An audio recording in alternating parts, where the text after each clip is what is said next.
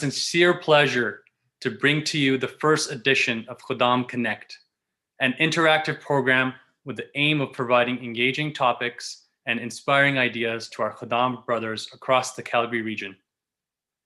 For our first edition, we'll be covering the topic of entrepreneurship, a vast and exciting view into how you can start and especially excel in your own business. We will be joined by Chris Hans, professor and community-focused visionary. The program today is meant to be interactive, so please watch out for our hashtags and the Slido link below that will be showed throughout the broadcast where you can be involved in our program.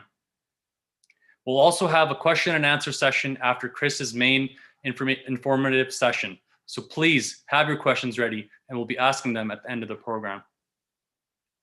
As with all technology, there are sometimes glitches, so please be patient with us if there's any technical difficulties. Before we begin our program, I would request Rukshan Bartsab to please recite a few verses of the Holy Quran. Assalamu alaikum wa rahmatullah.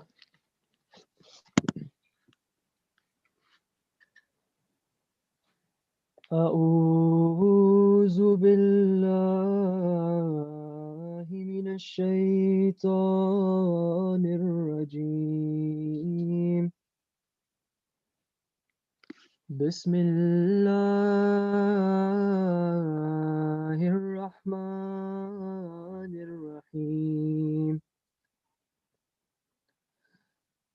فتعالى الله الملك الحق ولا تعجل بالقرآن من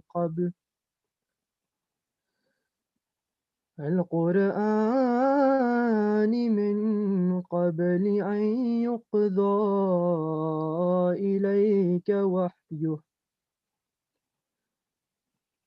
وقل رب زدني علما. The English translation of the verse just recited, verse 115 from chapter 20, Surah Taha, is as follows. Exalted then is Allah, the true King, and be not impatient for the Quran ere its revelation is completed unto thee, but only say, O my Lord, increase me in knowledge. Jazakallah. Thank you for listening. Jazakallah Rukshan for that beautiful recitation. So again, I would recommend all of our guests today to please log on to Slido via sli.do with the code 788876. Again, with the code 788876. On this platform, Chris will be asking questions throughout the evening. As well, you'll have an opportunity to ask questions to Chris. As we know, entrepreneurship is a very interesting topic. Many of our brothers across the Calgary region are involved in their own businesses.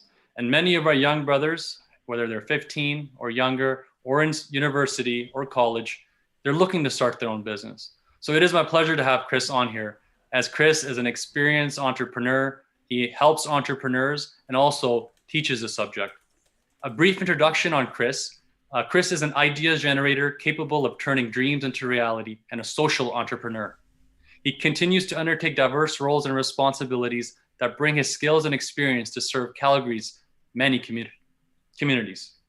A testament to the values that he places on civic partnership and social enterprise. Currently, Chris is co-founder and strategist at Market Grade, an interdisciplinary consultancy focused on marketing, design, innovation, and strategy. Chris teaches business administration with a focus in marketing and communications at the University of Calgary and Mount Royal University. Chris also served as the first ever entrepreneur residence at W21C in the O'Brien Institute of Public Health. So, without further ado, Chris, I'll hand it off to you, and thank you once again for joining us today. All right, thank you, Kamer. And again,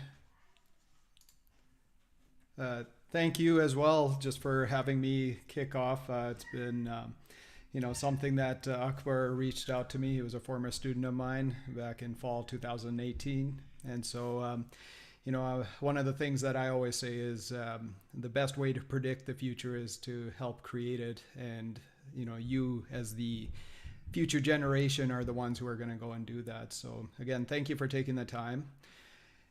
Now, the first question that I have on Slido is, what profession are your parents encouraging you to pursue? So please go and answer that. I'll just get into a little bit about my background. So, already Kummer's already given my bio, but I've had a bit of an unconventional career path. I did my first startup by taking a course in e-commerce. So that was back in fall 1999, where I learned how to do HTML, CSS, MySQL, JavaScript, and went on to actually work on my first startup during the first .com boom bust. I also worked in the not-for-profit sector, specifically at the Art Gallery of Calgary, which is contemporary Calgary. I was also in my past life a banker, and actually when I was doing my undergrad, I was actually doing my personal banking. Later on, after the Art Gallery of Calgary, I actually went on to go and be a business banker at CIBC. I started teaching in 2005, and that was at the Bissett School of Business, where I taught a mandatory entrepreneurship course that was required for all of the applied degrees in Mount Royal. And so not only do I teach at Mount Royal, I do teach at U of C. I was counting it up. So I started in 2005. After this last semester, I actually have taught 86 courses, of which 34 have been online. And so I started teaching online several years ago. My company, we already talked about, so I'm a co-founder of Market Grade. And so our short pitch is similar to military grade. We help companies get market ready, hence the name Market Grade. Our long-winded explanation is we're an interdisciplinary consultancy, so we have a variety of people with different expertise on our team. A lot of our deliverables are communications based, and that's to cut through the noise. A lot of people think that we're just a marketing company, but we're much more than that. We focus in on design, strategy, and innovation.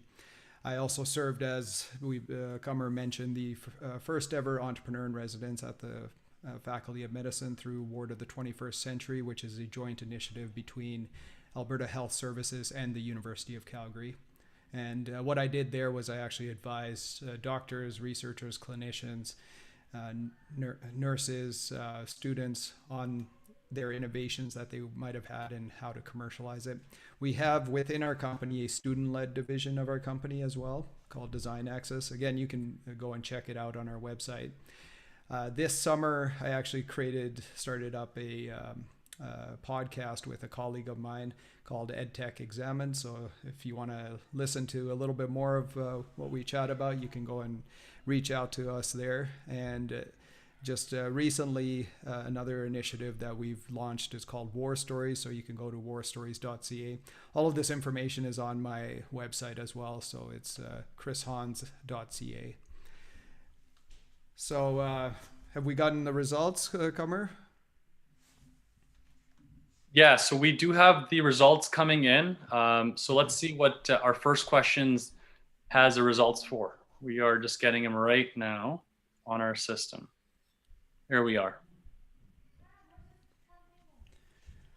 So one of the reasons why I thought we should include this, I'm a little bit surprised that there's actually such a high number of accountants and engineers. I mean, I was actually raised, like my parents were originally from India, and it would go in this hierarchy. So it would be doctor, lawyer, engineer, and anything else was just like irrelevant. And maybe like the accounting side of things, it would be kind of a, almost a consolation prize. So, it's just, it's kind of interesting because again, like our parents, they usually have, the best intentions for us and, they want to have a better life for us. But again, we'll be touching a little bit on this as we go through. And I've told you a little bit about my career path as well. So anyways, we'll just continue with the subject of entrepreneurship. So in my first lecture, what I usually tell students is that the best ideas, they often come from problems that you might be experiencing in your personal life and then coming up with solutions to that problem. But that idea isn't enough. And as you probably have heard the phrase, ideas are dime a dozen. And it really comes down to execution.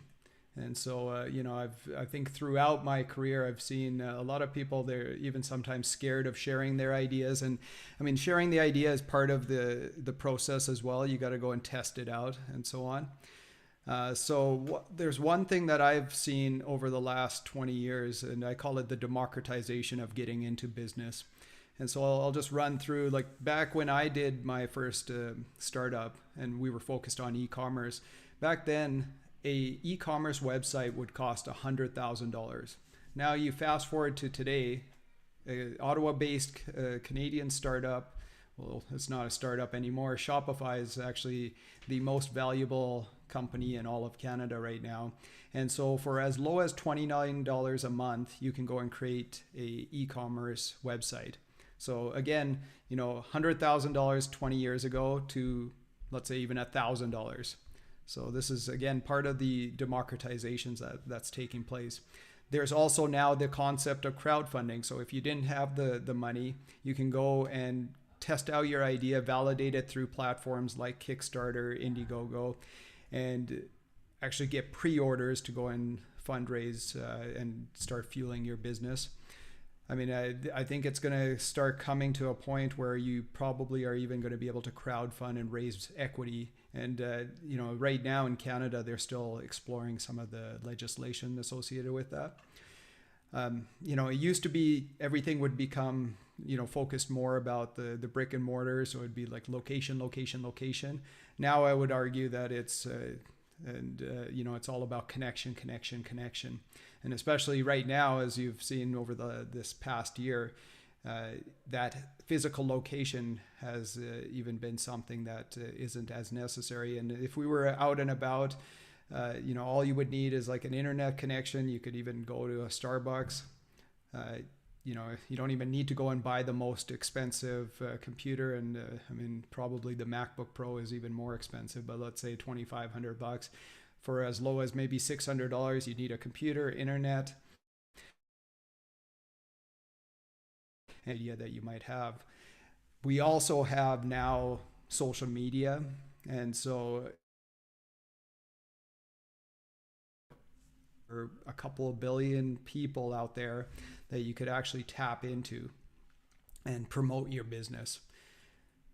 And I'll just turn your attention to Kylie Jenner, who you probably know from the Kardashians, but at age 21, she became the youngest billionaire ever. Now, to give you a little bit of a background on that, she created a cosmetics line.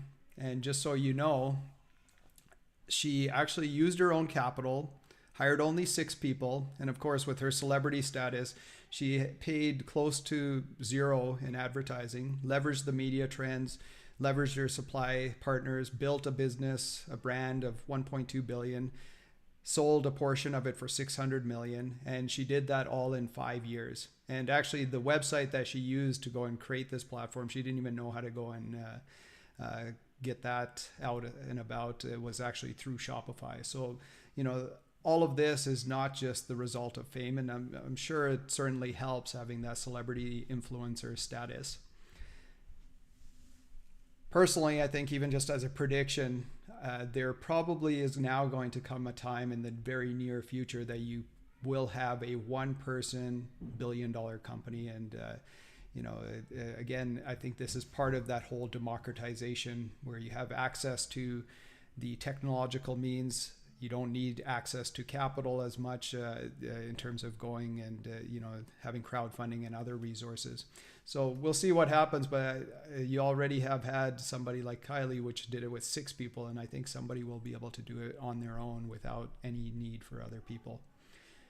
So the next question that I had was, what's your experience or interest in business?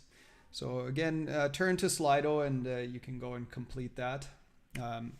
When you get good enough response, just let me know and I'll just continue with the presentation.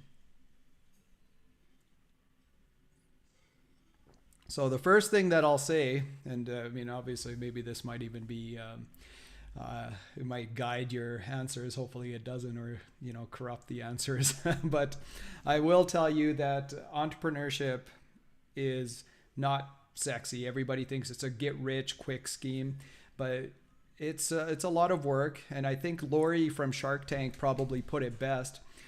Entrepreneurs are the type of people that work 80 hours a week to avoid working a 40-hour work week. And sometimes I also say too that there's nothing wrong with actually having a stable job. In terms of that, it's having that stable paycheck, and you don't need to be entrepreneurial or what have you, and maybe you might be able to exercise it. But that being said, I think you can also look at some of the most successful people, like for example on Shark Tank. There is Damon, who actually created Fubu, but if you look at it, the way that he did it, he was actually working at Red Lobster at the same time. And that allowed him to go and put food on the table, take care of his expenses. And so he was literally working, who knows, maybe even like 100 hours plus a week between the business idea as well as working at Red Lobster. So how's the poll results coming?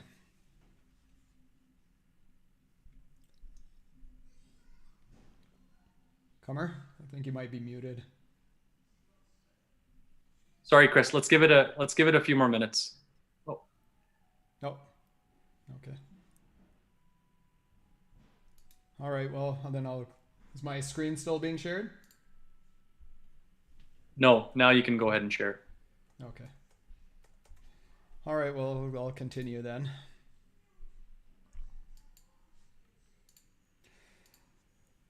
So the first thing that I would do is I usually start off with a competitive analysis. And a lot of people, they think that competition is a bad thing, but competition, if there is some competitors out there, it actually means that there is a market.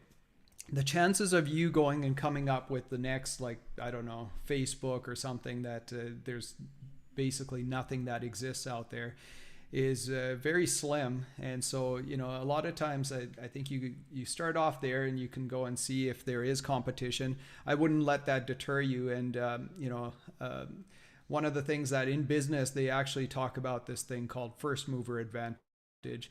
And, I'll just walk you through a scenario. So back in the day, there was Sony was, and I'm sure even with your parents or your, family and stuff, it's a pretty reputable brand. A lot of people would have their TVs and so on. So I'll just tell you, this was my first device that I had. So it was the Walkman, the Sony Walkman, where I played my music. And then I graduated to the next thing when the technology evolved, and I actually got the Discman, which was also the Walkman. They evolved it, but the disc player. And maybe this might even, for some of the younger people, they might not even know what these devices are, but they actually produced one of the first MP3 players, so digital music players in the world. So you would think, again, Sony, here's a reputable company. They have the brand, they have the market dominance. They should have commanded that space. And along comes Apple with their iPod. And, again, I think with the technology that they had, they just made it that much easier, simpler. So, you learn from all the competitors. And so in a lot of ways, I would describe this as last mover advantage. Maybe let me just run through another scenario. So again, back in the day, these were the search engines that I had at my disposal when I went to school. And actually my preferred search engine of choice was Alta Vista.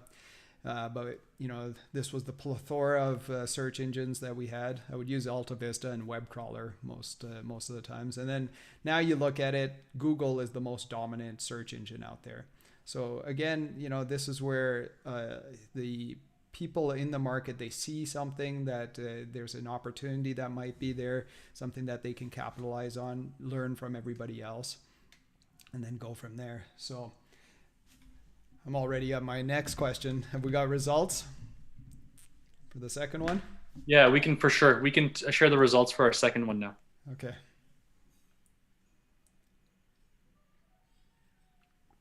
So it looks like a lot of individuals are saying no experience, but they're definitely interested in starting a business, which is encouraging. That's good. Yeah. And in fact, you know what? Like I would say to you, uh, entrepreneurship, it might not be for everybody, right? But there's certainly uh, factors that I would say that would help you do better maybe in life and be a little bit more self-sufficient if you did actually go and pursue some type of business, because there's certain things that you're actually able to go and have now expenses that would otherwise just be cash drains, like let's say for example your cell phone, that now are deductible as business expenses, and so on and so forth. So but anyways, the next question that I have is what is the biggest obstacle in starting a business? And so again, just turn to Slido, and this is the last one of the questions. Also, the other thing that I should point out is that we do have the mechanism where you can go and actually submit your own questions for me afterwards. And you can also upvote them. So the ones that have the most popularity that people want answered, Comer will go and pick those and ask those questions and go from there. So anyways, I don't want to deter you too much, but I'll just get into my next section. So one of the things that I always say is that you should do as much as you can with what you have. And so a lot of times in business, we call this bootstrapping. And so, I think sometimes those constraints, they actually help you get a little bit more creative and do a lot more with the limited resources that you might actually have. And so in some of those resources, if you think about it, you have time, the idea itself. There's also the financial aspects as well. And so it's a combination of these things that you would need to go and start on doing any type of idea. And one of the things that I would say to you, if you decide to go down the path of entrepreneurship, or even if it's any kind of pathway, consider that $1 million decision. Because for anything that you go and decide on, it's going to be maybe the next 5 to 10 years of your life. You think about the opportunity cost that might be associated with it, even on the very minimum, to keep the math simple. If we said like 10 years, $100,000 a year, that's, by embarking on that pathway, that's what you're going to have to go and commit to. And again, it is a lot of blood, sweat, and tears when you have to go start up something. And so again, it isn't for everybody, but I think that there's a lot of things that are now making it that much easier for people to go and start up businesses. Hey, Chris, and so we have the results for that question up, so we can share it. Sure, go ahead. And while we get that result up, I know this is not a university class, but if you can talk a little bit about what opportunity costs mean for some of our viewers, I think it's a very good concept that I think many of them should be familiar with. Oh, okay. Well, yeah. So, I mean, in terms of opportunity cost, it's basically, you got to think about let's say, for example, if you decide to go and do your, a business and you leave your job, right? So now you've basically taken, the sacrifice of losing that income. So you have to always look at what is your time and other things that you could be doing. Let's say even in terms of an investment. So if you go and decide to go and invest in, I don't know, it could be a house, right? So one of the things that we always say is that real estate is always good for you, right? But anyway, so you invest in a house. Now, if you think about it on the flip side, if you took that same money, what could you have maybe put that into? You could have maybe put that into the stock market, and you might have been better off. So anyways, but yeah, there's a number of answers. You guys picked all of the above. I think maybe even the lack of common sense. One of the things I always say is that common sense isn't very common. So you might wonder about that, but it's kind of funny that way. Something that might seem very obvious to you may not be there. And so one of the things that I would always encourage everybody, I call it an idea bank. And so for myself, I actually have both a digital and a physical side of things. So this idea bank, what I would say to you is that you should write down your ideas, anything that you see or notice, think of, and the ideas could come from anywhere at any time, so you should maybe have a notebook, it could be a piece of paper, it could be your smartphone. And so again, that's why I say to you, like personally, what I've done is I actually use my notes app in my iPhone. I also have a digital folder where I call it my idea bank, and I put stuff in there. Then I have a physical box that I put ideas in. And so again, you should get in the habit of, and actually for my opportunity identification course, I'm sure the students don't like this, but I have them do this idea journal. And so every week for the course of the semester, they have to write down anything that pops into their head. And again, that inspiration, it could come from a newspaper article, magazine article, surfing the web, shopping, class discussions, homework. There could be all sorts of things, and just write down that idea, no matter how dumb it might sound, because that idea, it's just again getting in the process of idea generation. And those ideas, they might be for businesses, they might be for products, services, it could be for problems that need to be solved. But again, just getting in that routine, I think it certainly helps with developing that mindset. So I would encourage all of you to go and do that. I also say don't throw out any of these ideas that you might have, because right now it might not be even maybe possible, but let's say with the acceleration of technology, there's some things that may not be possible today, but very quickly, I mean, you've seen the exponential growth. Even this year alone, in a matter of months, I've seen more acceleration happen in terms of innovation in these last months than I've, maybe would have taken like 10 years. Let's say, for example, in healthcare. I'll give you a little story. Like about 3 years ago, there was a campaign, maybe even 4 years ago, for axing the facts. So this was here in Alberta. And what you may not know, in rural Alberta, if a doctor comes and sees you, they cannot go and give a prescription unless they fax it to the pharmacy.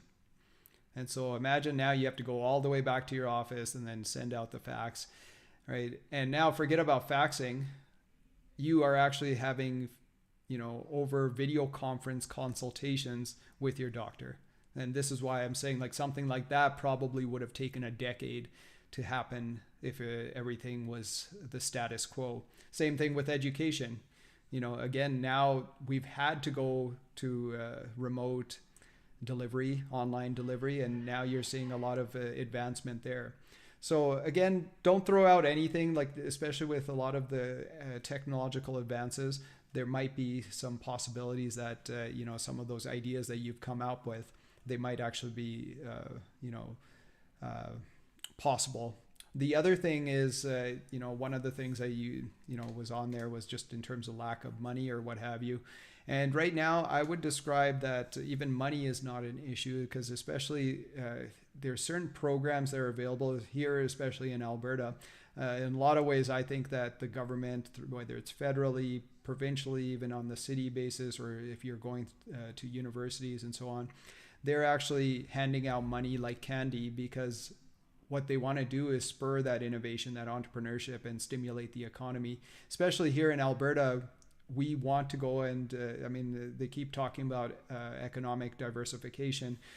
What I would even say is, instead of coining that term diversification, is maybe we should go and do economic expansion, and do expansion into the areas that we have our strengths. So one of the things that it's funny, it's a very basic analysis model that we have in business called SWOT analysis.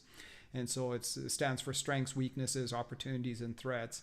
And so if you look at some of the key strengths here in the Alberta economy is, obviously, a majority of it is through the petroleum energy sector. But, other things that we're strong at is agriculture. We actually are one of the leading experts in artificial intelligence, machine learning. What you may not know is actually Google acquired a company called DeepMind. And so up in Edmonton, through the University of Alberta, is their Canadian headquarters. In Calgary, we also have Wearable Tech. There's a number of companies that even recently, if you read the news and stuff, but again, you get my point. Even like from the agriculture side of things, like ag tech is going to become a huge industry.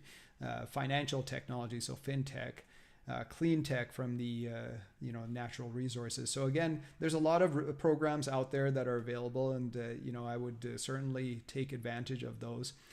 At the end, one thing that I'll kind of conclude with is that nothing will change unless you start building. And so just, start capturing those ideas and start moving ahead. Sometimes even that procrastination, it might actually be even a good thing. I'm a big believer that everything happens for a reason and for the best. And, a lot of it, they don't talk about this in business as much, but sometimes it's just the aligning of the stars. And if you meet the right people at the right place at the right time, the right trends, there's a bit of a luck aspect as to this as well. The other thing I will say to you in business, especially from an academic standpoint, what we're training people to do is actually mitigate as much of the risk as possible.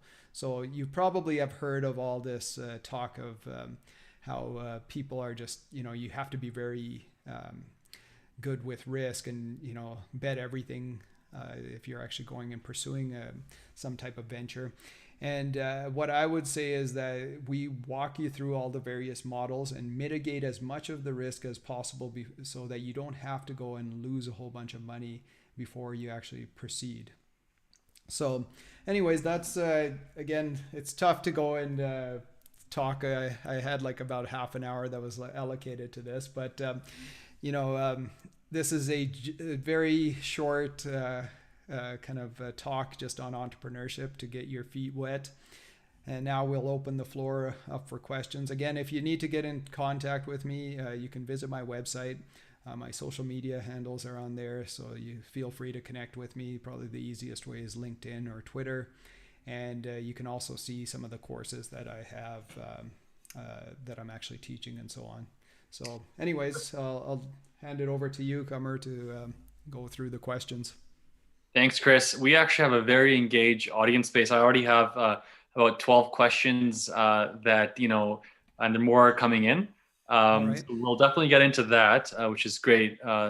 One of the things, though, that you touched upon, which I think everyone would benefit from talking a little bit more about, one of the things that I really enjoyed that you mentioned was writing down your ideas. And it seems so basic, but many of the people that have experienced success in business talk about it. So do you want to maybe give an example or, how that's helped you in your, career, or maybe an example that, you talk to your students about, but just how important is it to write down your ideas? And then also how important is it to have, your business and all your documentation and stuff in order so that when you want to pitch it to someone, you're successful? Yeah.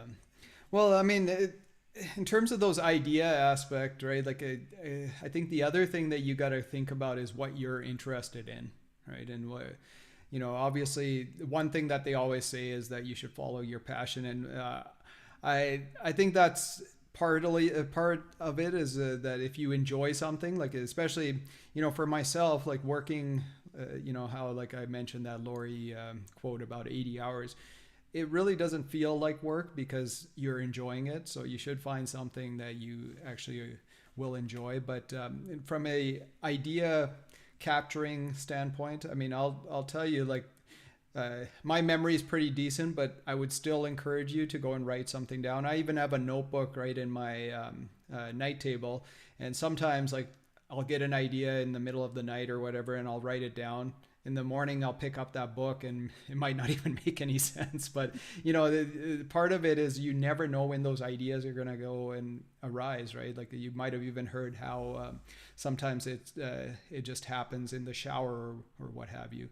And so, again, I think it's a part of the process. I mean, I've noticed, especially now it's a little bit tougher because of the whole pandemic situation. But one thing that I would always do is be very aware and observant of what's happening around me and my surroundings. So let's say, for example, one thing that I noticed like years ago, It was, everybody probably has seen, or maybe even at some point even had a BlackBerry, and I didn't have one myself.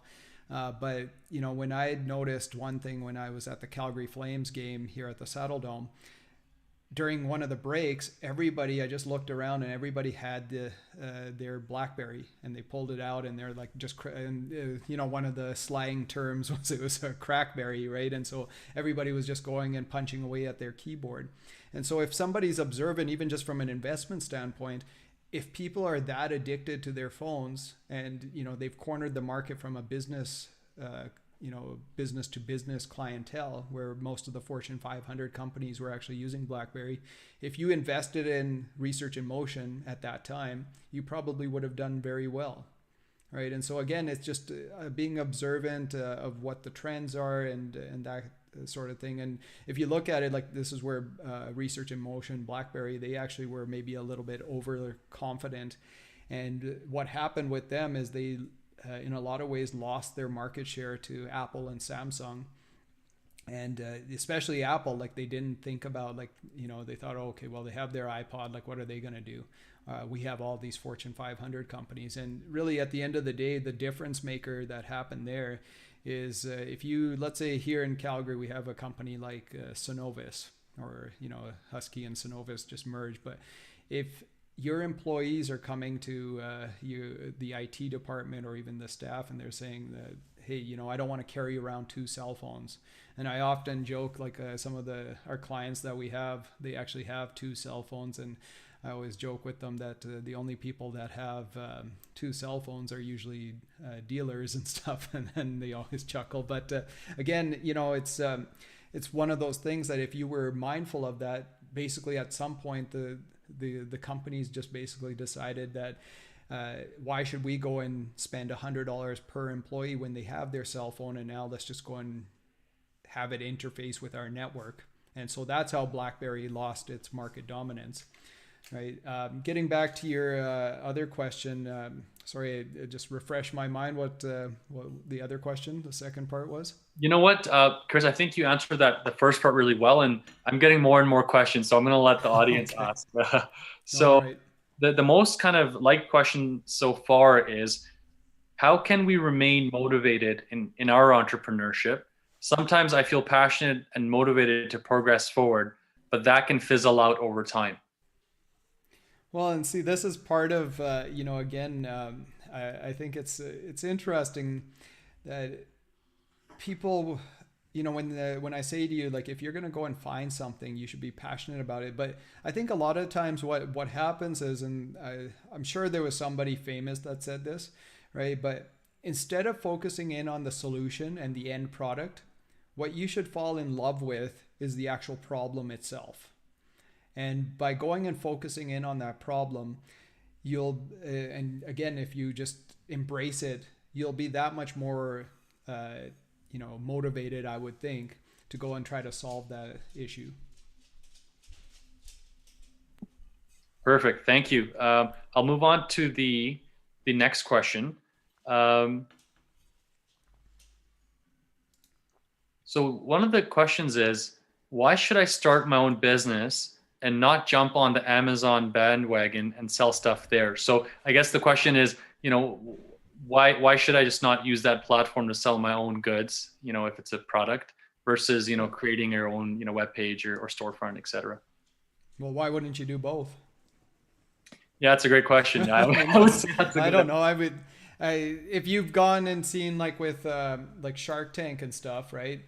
A lot of times, where are those people's sales coming from? It might be from a combination, from having their own website to having an Amazon store to going and, maybe even another thing, like I recently brought in somebody who was a guest speaker in my class, and she actually had her own website through Shopify, but then she also put her merchandise on Etsy. And so, actually that's probably your easiest way is like, and it was funny. She's like, I think the listing fee was very minimal, like maybe a dollar or something, or 20 cents or something like that. So again, why wouldn't you go and test it out? Like, you know, we probably spend more on coffee than we do on some of these things. And, you know, again, I think what happens is a lot of times, well, there's even that question about the obstacles. A lot of these obstacles, I would say, are sometimes self-imposed. And, you know, it's even saying that, oh, well, I need money, I need this or whatever. Like, just go out and do it and test the market, validate the idea. And so I don't think there's anything wrong with using Amazon. And it's probably better using Amazon than going and putting it into a brick and mortar store, because then you have to go and finance the inventory yourself. I think that's great feedback. One of the questions, actually, there's two similar questions, so I'll merge them together. Yeah. What is the value of an undergraduate degree and or MBA in business if you want to be an entrepreneur? Well, so it's funny. I mean, lately a lot of people have been asking me this type of question, and even going to like grad school and so on. And I've actually been encouraging a number of my former students. I'm like, you know, even actually recently, one of my former students who graduated from Mount Royal, so he literally just graduated last year. And just to give you a little bit of background, I mean, I won't mention names, but like he was working for a large oil and gas company, got laid off after 6 months. He was also doing a startup at the same time. And now he's in this position where he was laid off and doing the startup. You know, he's like, well, maybe I should go and apply for my master's. And somehow he got in. And so he got in at the U of C. Like, I was actually a little bit taken back. Like, I'm like, how did you get in? And I think what's happened is right now, a lot of people are maybe not even applying because of the whole pandemic and everything being online. And then people thinking that the education isn't maybe up to the same level.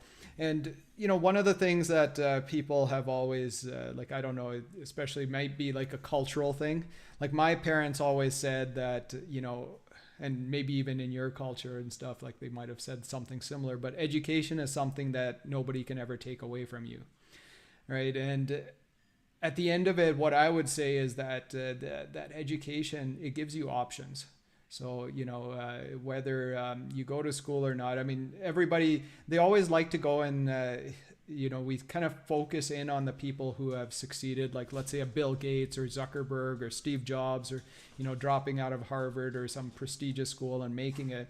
Well, chances are you're not Bill Gates or Steve Jobs. So you got to have options. And here's the other thing that I would say is, in a lot of ways, education, you have to go, whatever you make out of the whole experience, that's what you're going to take out of it. Right. And so, you know, one of the analogies that I always say to the students, especially those of them that like to go and party and stuff. So imagine if nightclubs were open, you know, think of your degree as almost like the VIP card that might get you into the VIP section. But ultimately, nobody's checking your VIP card. It's up to you to make the most out of that situation. And I'll tell you personally, to date, nobody has ever asked me what my GPA is. The only time it ever came up was when I was going and doing my master's, or if I'm thinking of maybe doing a PhD. At the end of it, like these are all criteria that people go and put in place. And so now like the degree has almost become like the high school diploma. And I think in the future, probably having a master's is going to help set you apart.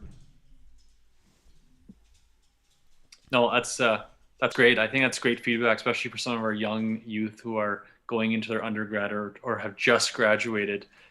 Here's an interesting question. How do we know when our sunk cost has reached a limit where we may need to make a decision to perhaps move on to the next idea or close down the business? Well, I mean, I don't know. Here, I'll give you a story. This was probably like 3 or 4 years ago. One of our clients was actually in Medicine Hat. And so we went down and he actually owned a fairly large facility at, I think it was like maybe 10 acres and 100-something-thousand square feet and stuff. So anyways, he was renting out to this one guy who was a welder, and there was just a small little bay. And this guy, I mean, he's just a nice, friendly guy or what have you. And he started coming up with this idea for developing a fence system. And so with this fence system, he basically thought, okay, like if you had a chain link fence, instead of going and having to go and just put in the posts in a certain way, he wanted to create this male female component where it would go into the ground and then you would just screw in the fence post. So he's working on this, and then I don't know, maybe 6 months later I ran into him again. And at this point, he's like, yeah, I came up with the thing, but I spent like $40,000 on it. And then I found out somebody else was already doing that. And he just quit. And, this is why I say to you, like, why would you go and, start up an idea without doing your research and your due diligence and try to mitigate that risk? And if it comes to a point where, you think that it's just done, that you don't have the opportunity, then I mean, that hopefully you don't have to get to that point, but at some point it's like, how Kevin O'Leary on Shark Tank, he always says that there might be like a dog that you have to go and take around the back of your barn or whatever and put it down. I mean, I have dogs and I have pets, so I hopefully, again, this is where like your business is almost like your baby, and I don't want to go and have ideas get killed, but sometimes you have to let it go, right? So it's hard to say.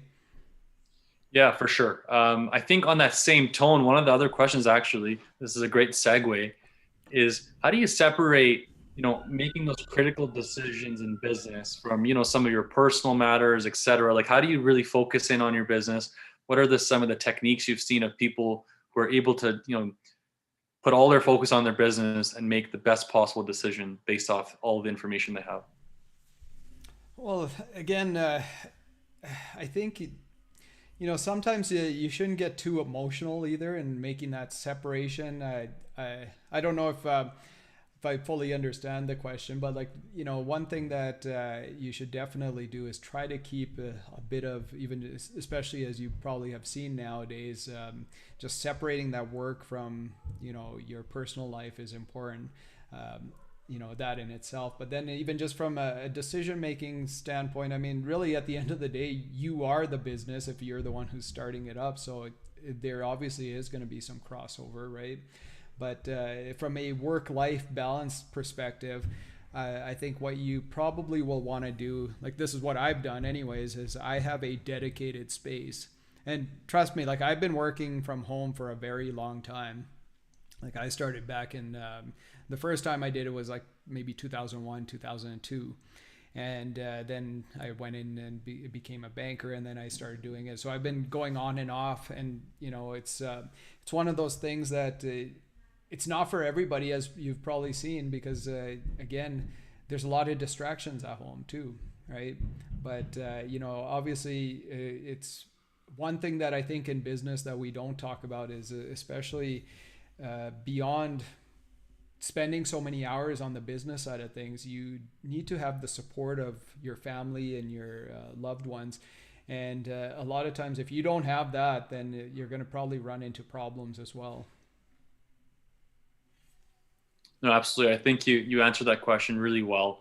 And I know we're kind of getting at the end of the hour. So are you okay if we take a few more questions? Is that okay, Sure. Chris? Yeah, that's fine. Even if you have to go a little bit over, that's fine too. Okay. No, that sounds great.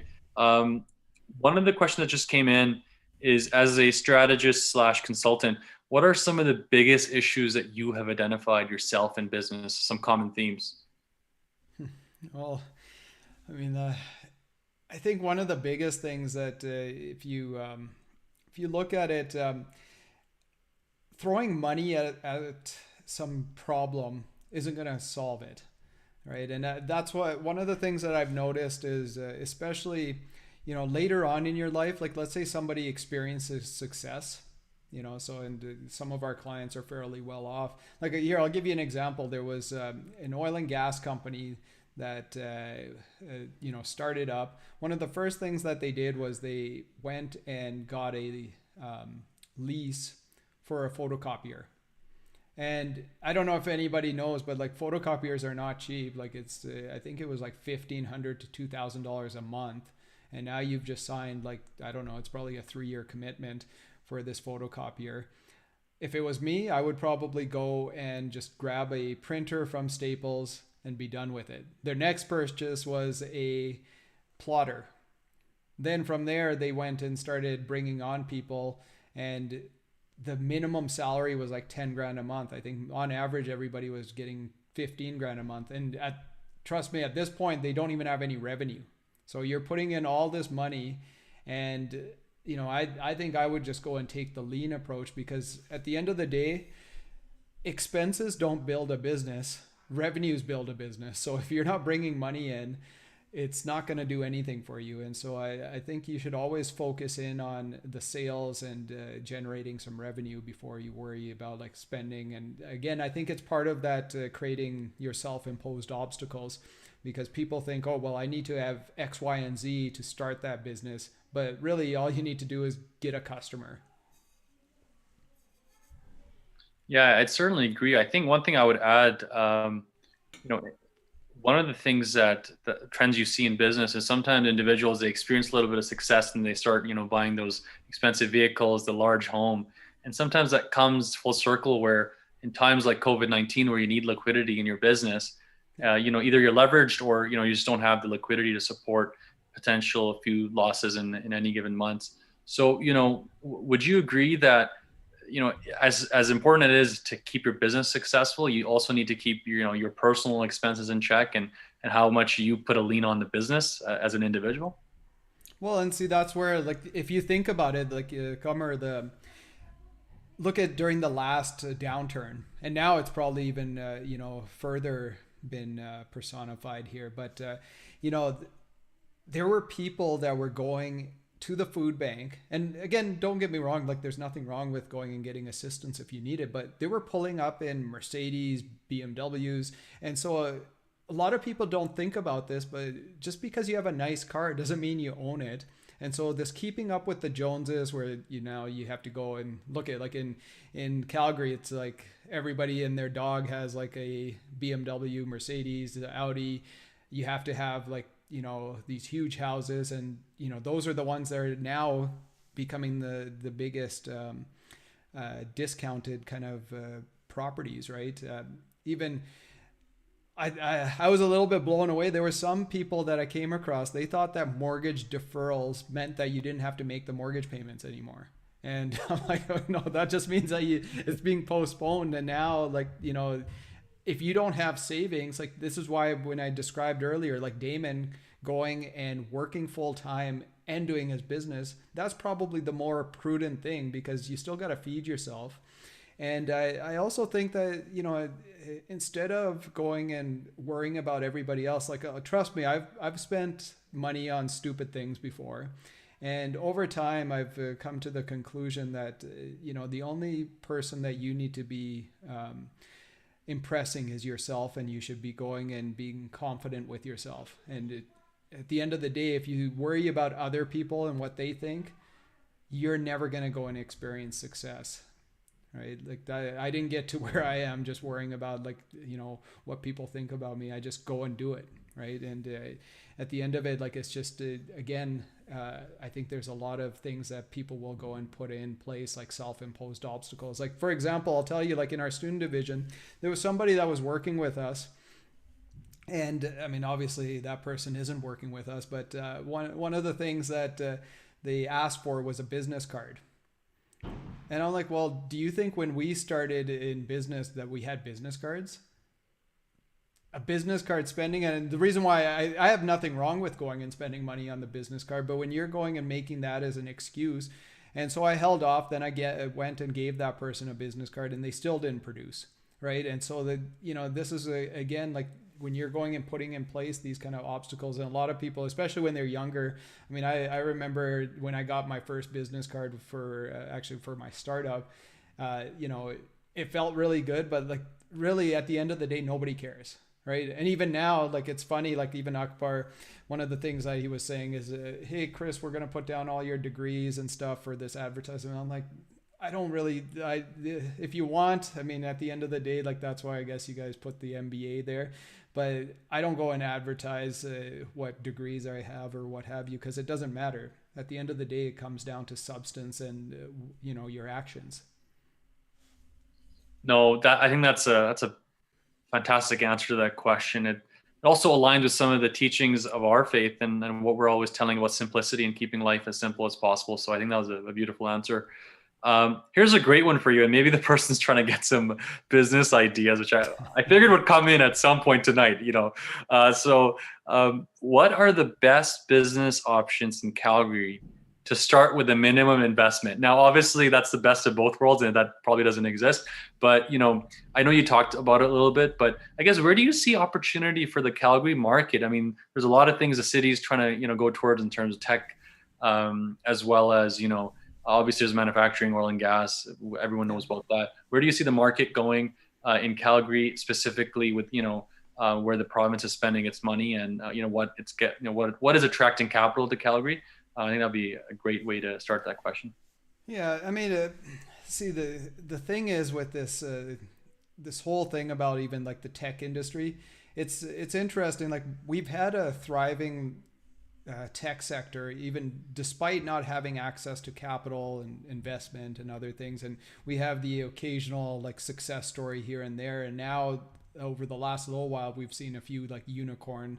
And for those of you who don't know business, basically a unicorn's like where a company has $1 billion valuation or an exit, right? And so again, I think even that, like people are focusing on the wrong thing. That let's say a company like Benevity, it recently just got bought out by a fund out of I think it was Europe or UK or something. But that $1 billion, it took probably, I don't know how many years, like 10 years, maybe even more, right? Like it's not like it's overnight that, and how many sacrifices did you have to make along the way? Another one was like Solium. And so at the end of it, like I don't know if it's the minimal like investment. Like I mean, here's the minimal investment: go on Etsy and sell something, right? Like it's just put something on eBay, throw it on Kijiji. Like I mean, I again, that's that could be from the minimal side of things. I'll tell you, like a few years ago, there was one of our it was a colleague of mine at Mount Royal. So I did a talk. And it was for the kickoff of the mentorship program at Mount Royal.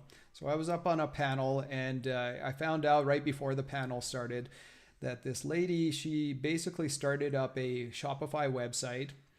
And, that talk was like in January. So basically she started it up like maybe September, October. And all she was doing was making bracelets, right? So, like those little bracelets with beads on it. Guess who was making the bracelets? Her kids. So she had no labor costs. She has slave child labor. And it was just through word of mouth. She took pictures, put it on Facebook. Then eventually she created her website. And over the course of, especially because of the timing with Christmas and stuff, she sold about like $5,000 to $7,000 worth of bracelets. It's not pretty. That's pretty decent, right? Just for like you're working administration there, like to have that extra income, right? So at the end of it, that's what I'm saying. Like even for any of you, if there's something small that you're interested in, there's nothing wrong with having like a little side gig, and then a lot of those expenses that you would otherwise maybe have to incur regardless now can become deductible business expenses. In terms of the big kind of things, I mean, like I mentioned earlier when I talked about like economic expansion, like fintech, right? So financial technology.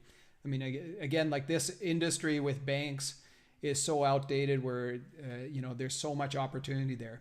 Here in Alberta, healthcare, I think healthcare, if you look at it, even there's the big tech companies, right? So like Google, Apple, Amazon, you have Microsoft, Facebook and stuff, right? So you have these companies, like some of them during this downturn or this pandemic have actually not only like Apple was the first $1 trillion company. I mean, they hit like, almost doubled it in this pandemic. And to keep that momentum, like to get another $1 trillion market cap, you have to go after the big industries. So what are those big industries? And guess what? They're in all of them, right? Is healthcare and education, right? Another one that a lot of people don't think about is government, right? Government is, there's so many inefficiencies. Actually, a good thing, like if you have a chance, there was a documentary. I used to go and show it to my entrepreneurship students all the time, and now it might even be available for free, but it was called startup.com. And it focused around this guy who actually was a investment banker for Goldman Sachs. He left his job. They went and started up this company called GovWorks. And it's really kind of interesting because you see the highs and lows, like they hired a number of people. And then at the end, I mean, I don't want to ruin it for you, but the company basically withered away. But I mean, again, you'll see like the relationships and how they were strained and so on. Also I think for anybody from a technology standpoint, here's the other big game changer that's coming up is that you don't even need to code anymore, right? So that's another, people think that like from an obstacle standpoint that, you need to have technical abilities. Again, a lot of that, if you wanted to learn that code, you could. It's been on the internet for ages, but beyond that, now there's no coding tools that are available. And so especially with artificial intelligence, machine learning, I think there's a number of things that are going to come out. And so if you apply some of that knowledge, and so again, take some of those courses, and some of them are available for free.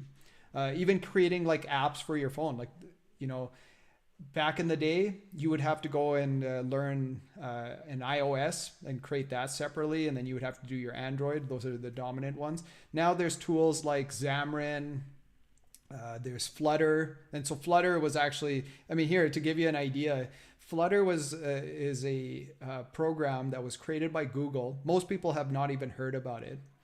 And it allows you to go using, you do have to learn a little bit of coding, but it's pretty easy. It's object oriented. It's called Dart, right? So if you learn Dart, you can go and create an app for using Flutter that will actually go and build it for iOS and Android at the same time, right? So, again, these are things that are happening that are accelerating and, allowing innovation to take place. In fact, even the course, there's this one course that myself and Mohammed Kehani, he's actually the area chair for entrepreneurship and innovation at the Haskeen School of Business. So we've been going and delivering this one course called Technology for Entrepreneurs. And it's actually focused more around, like a lot of people, I think most schools even, they focus more on like, technology startups, as opposed to focusing on what we've done. And in fact, it's as far as we know, and now who knows, maybe some other universities will do it, but this was the first course of its kind that focused on the technology itself that is empowering entrepreneurship. And if you go to, again, if you go and check my website, you'll see the course blog that we have, but everything from social media apps, that can help you just automate your social media posts, to going and using e-commerce platforms to go and now sell online. It's a total game changer. And again, I think what I would focus in on is, and in the past, like it's funny because I did mention about like following your passion. And I think in a lot of ways, what I've, over some about 2 years of self-reflection, I've come to the conclusion that I shouldn't just say, like, I think it's important, but that shouldn't be your only thing. Because think about it, if we're here in Canada, probably maybe even when you were younger, Comer, like, even myself, like I was watching hockey and stuff. And trust me, I can't skate worth anything. The chances of me getting into the NHL are like slim to none. So I think the other thing that you got to figure out for yourself is, what is your strength? And, what is that superpower? And here I'll tell you, like myself, like I was actually going to be I was an accounting major. In my last year, I looked around and I'm like, I can't be an accountant. And unfortunately, I took too many accounting courses. And so then I started taking courses that I was interested in, one of which was this e-commerce course. There was other ones as well. Even beyond that, like I was telling Akbar the other day, like I actually wanted to get into law school. And so I applied to law school. And the year that I applied, And again, this is where like it's gets a little bit based on the circumstances and stuff. But I did not get in. And that year, like I talked to the admissions committee person, and unfortunately I was up against people who, like my LSAT, my GPA and stuff was good, right? But then these people that I was up against, they were going and working and volunteering like crazy. And so it really comes down to like, what are the circumstances? And at the end of it, and I think I would have probably been a good lawyer, but so I look back, like one of my, actually the person who told me not to go into law school, and he gave me a lot of advice. He actually still teaches at the Haskayne School of Business. So his name's Peter Bowell. And so Peter's like, Chris, why do you even want to be a lawyer? And he goes, why would you spend 3 years of your life? And this is again where that opportunity cost comes up. Plus you're racking up all those tuition costs. And then at the end of it, you're ending up at the bottom. You have to go and basically be a monkey doing articling for a year. And so there's 4 years of your life. And he's like, well, you're way too entrepreneurial. Why don't you just do your master's instead?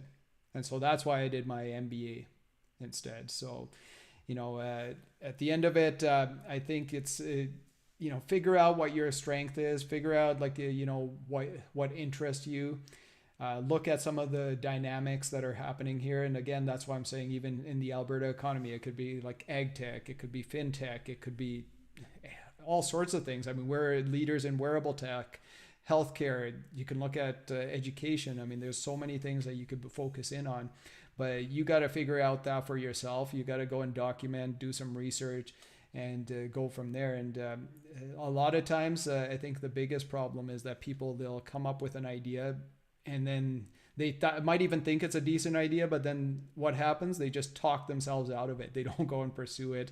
And so that's why it really comes down to execution. And part of that execution is mitigating risk. And it's also going and doing your due diligence and, validating your idea. And so it's a long process, right? I mean, even I look at like Neo Financial just recently, they just raised $25 million. Well, guess what? Back like 2 years ago, Andrew Chow, who's one of the co-founders, I had him come into my class as a guest speaker, and he was just thinking about it. He was just thinking about, there must be a better way of doing credit cards. So that's what Neo Financial is about, like just having better banking system, because he feels that the banking industry is archaic. And so what did he do? We actually had a live case. So my students came up with ideas of what would people want to see in a credit card. Right. And that was last fall. And now like they just launched this year. It's been 2 years in the making. They're hiring hundreds of people.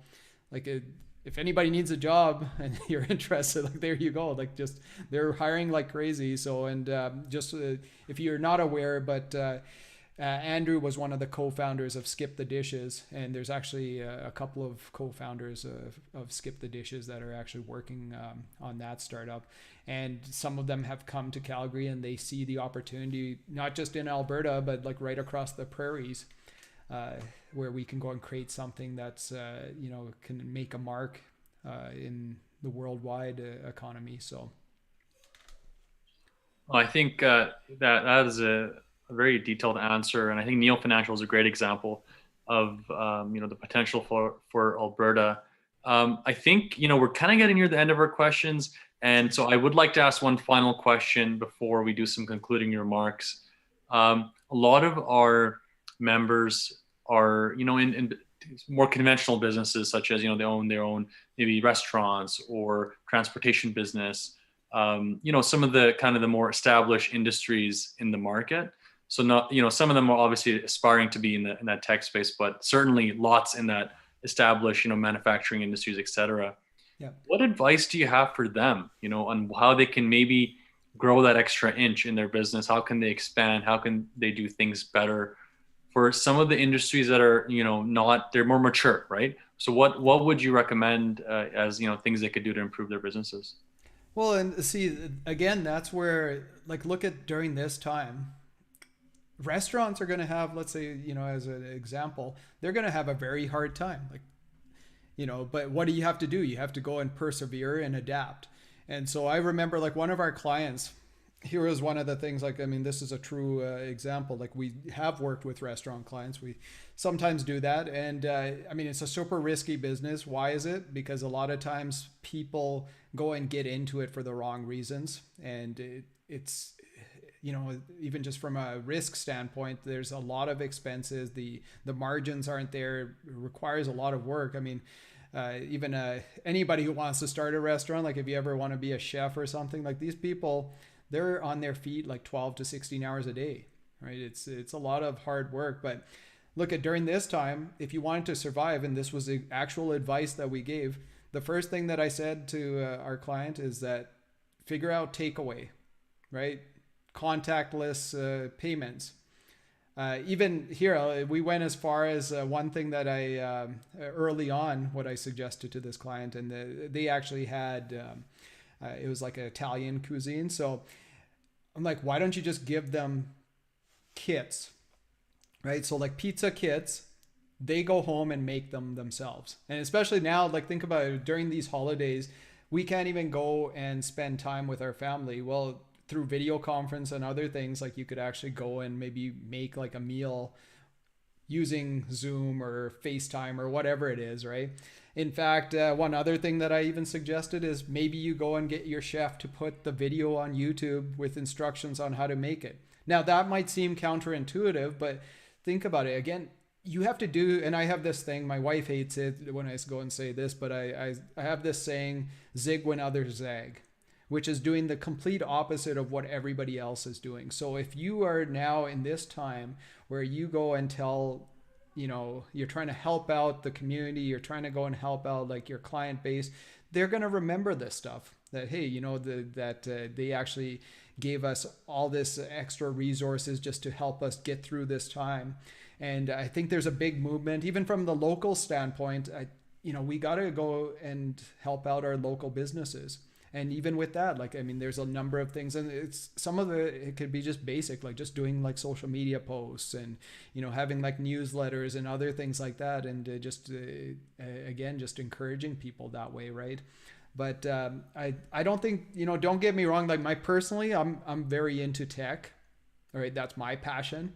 Right. And, you know, if you go and follow me on like LinkedIn and stuff, like a lot of the things that I go and share, actually, it's funny because I never realized, like, I mean, this is just something that I'll tell you, like, from a social media standpoint, all I do is anything that I share is just stuff that I come across, and I do it for my own purposes, because that's, in some ways, that's kind of like my idea bank. So then I can go and refer back and search through the articles that I come across.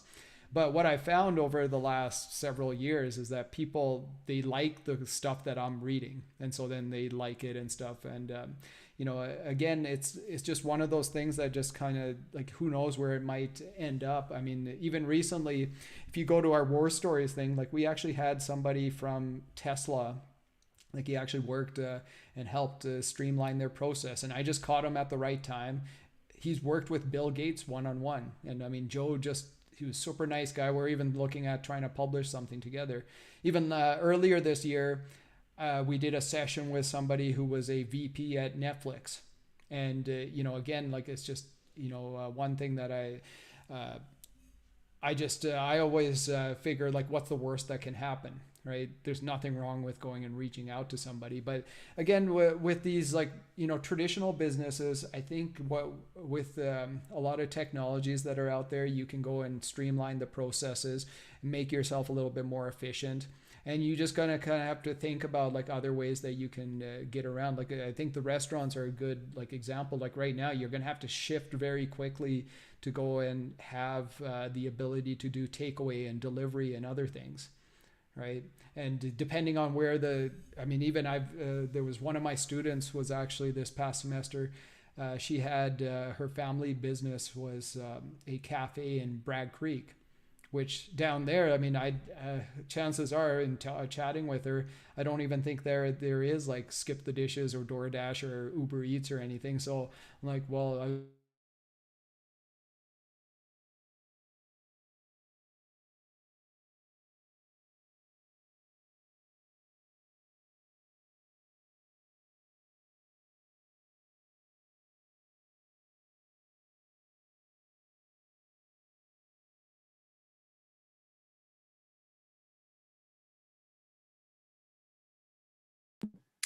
It looks like we're having some issues with Chris's video. So what we'll do is we were ending near the conclusion of our program. So I'd request Regional Guide Sub Mohammed Mozum to please do some closing remarks for us before we sign off today. Assalamu alaikum. First of all, I would like to thank to our honored guest speaker, Chris Hens, for giving us very, very valuable advices and sparing time from his busy schedule. Thank you again. I would also like to thank all the volunteers who worked hard to make this event happen. We are open for any kind of feedback for the future events. If anyone has any, we are open for that. And before closing, we'll be having a follow-up, another episode of this Khuddam Connect series, and we'll be announcing those details later. I'll also like to thank all the viewers who watched this event, and keep tuning for the upcoming events as well. Jazakallah. Jazakallah Guide Sub. We will be sharing Chris's social media hashtags as well as his LinkedIn information via separate links in the future. So you can Hey guys, keep in touch with him. And he's back. So excellent. Thanks, Chris. We I lost. don't know what happened. My computer is completely I don't know. It says it's out of battery, but it was charging the whole time. So I'm just calling in off my phone. Oh, perfect. Well, we were just about to conclude. Our regional director, Mohammed Mozum, had just done his concluding remarks. But before we sign off, we wanted to make sure that the audience knew about your social media handles, and we'll be sharing them. But we really wanted to thank you for your time, your expertise. Clearly, you're so well connected in the Calgary market, and your time is very valuable. So we really appreciate it. Do you have any final words you'd like to share with the audience? Anything as a kind of a keepsake before we sign off for the evening?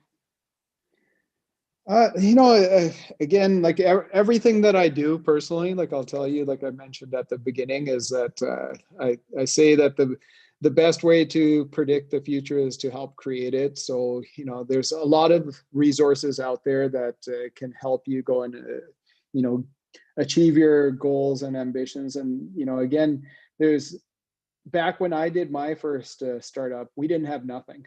Like we didn't have any of these pitch competitions. We didn't have all this grant money and stuff. So like, again, just have to go and reach out. The one thing that I'll say to you in Alberta, I think that people are a lot more willing to go and help out. Like I'll give you an example. There was a friend of mine that went to Toronto, and he actually had a meeting with a fairly big company, and somehow his battery on his phone died.